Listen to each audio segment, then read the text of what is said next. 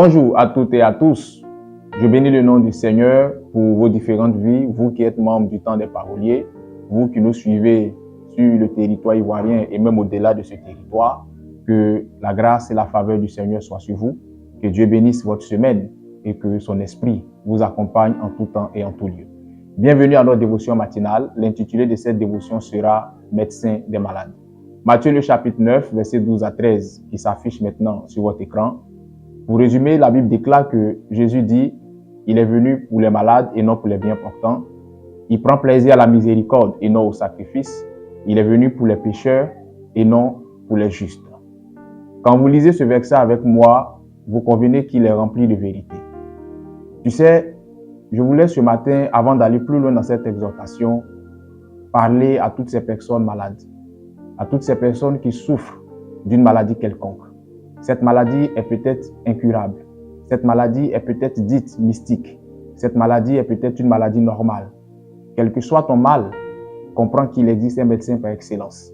Il existe celui-là même qui va au-delà des diplômes en médecine. Celui-là qui est capable d'accorder la guérison en une fraction de seconde, en un clic et en un clin d'œil. Et cet homme n'est nul autre que Jésus-Christ de Nazareth. Je prie, quel que soit ton mal, quel que soit ton état de santé, qu'il te visite et qu'il t'accorde la guérison. Ce passage est rempli de vérité en ce sens qu'il nous fait prendre conscience que la première richesse que tu détiens, la première richesse que tu possèdes, dont tu n'as souvent pas trop conscience, c'est la santé. Tu te bats au quotidien pour des biens financiers, tu te bats au quotidien pour des biens matériels, mais tu n'es pas conscient que ta première richesse, c'est la santé.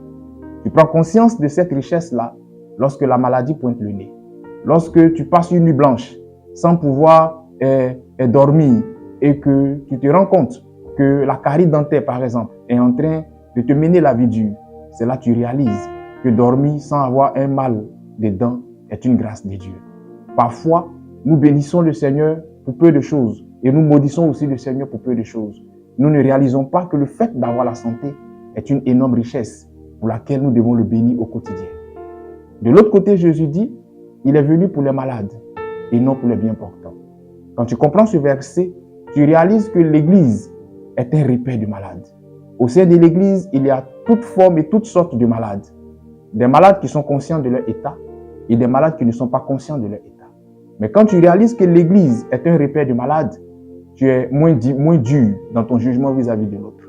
Parce que tu comprends que son mal, qui est peut-être possession démoniaque, son mal, qui est peut-être cupidité, son mal, qui est peut-être méchanceté, n'est rien à côté de toi, ton mal. Beaucoup de malades dans l'Église s'ignorent. Et si tu as la chance d'être conscient du mal que tu as et que tu es en phase de guérison, prête main forte à celui-là qui est encore au fin fond du trou dans son processus de guérison. C'est en cela que la Bible déclare que les plus forts dans la foi soutiennent les plus faibles. Au-delà de cet aspect des choses, l'Église est aussi un repaire de malades. Et quand tu prends conscience de ces choses-là, tu ne prends pas tous ceux qui sont à l'Église comme des anges. Parce qu'au sein de l'Église, il y a des personnes animées par des démons qui sont en costume, qui sont en col blanc. Et quand tu as la mégade de croiser le chemin de ces personnes, si le processus de la guérison n'est pas arrivé à son terme, tu réaliseras plus tard que tu as croisé des personnes qui étaient animées d'intentions pas très catholiques vis-à-vis de toi. Je prie que le Seigneur te donne la bonne compréhension des choses et que quel que soit ton mal, quelle que soit cette maladie qui te mine, qu'elle soit une maladie physique ou spirituelle, qu'elle soit une maladie connue ou inconnue, je prie que le Seigneur te donne la guérison et te visite à l'instant. Que la grâce de Dieu soit sur toi et que le Seigneur bénisse ta journée. Dieu est bon en tout temps. Shalom chez vous.